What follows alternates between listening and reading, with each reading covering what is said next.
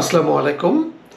আপনারা জানেন ধানমন্ডি ৩২-এ বঙ্গবন্ধু শেখ মুজিবুর রহমানের যে বাড়িটি, সেই বাড়িটি ভেঙে ফেলা হয়েছে। জানিয়ে তীব্র সমালোচনা হচ্ছে দেশে এবং বিদেশে। এই ঘটনায় প্রতিক্রিয়া জানিয়েছে ভারতের পররাষ্ট্র মন্ত্রণালয়ের মুখপাত্র।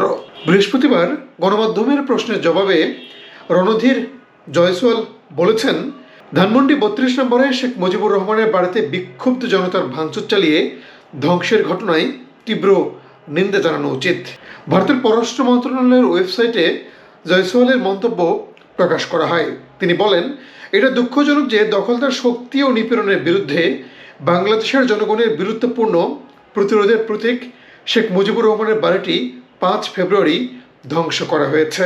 রণধীর জয়সওয়াল আরও বলেন, বাঙালি পরিচয় ও গর্বকে লালনকারী স্বাধীনতা সংগ্রামকে যারা মূল্যায়ন করেন তারা বাংলাদেশের জাতীয় চেতনার জন্য এই বাসভবনের গুরুত্ব সম্পর্কে অবগত আছেন।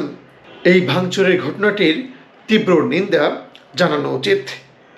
এদিন শেখ হাসিনাকে প্রত্যাপনের আহ্বানের জবাব নিয়ে প্রশ্ন তোলা হয় ভারতের পার্লামেন্টে। বাংলাদেশ সরকার শেখ হাসিনাকে প্রত্যাপনের জন্য ভারতের কাছে আহ্বান জানিয়েছে। সেই আহ্বানের জবাব দেওয়া হয়নি বলে জানিয়েছেন ভারতের পররাষ্ট্র প্রতিমন্ত্রী কীর্তিবর্ধন সিং। বৃহস্পতিবার ভারতের রাজ্যসভায় লিখিত প্রশ্নের জবাবে কীর্তিবর্ধন সিং এই কথা বলেন। ভারতের পররাষ্ট্র মন্ত্রণালয়ের ওয়েবসাইটে এ তথ্য প্রকাশ করা হয়েছে।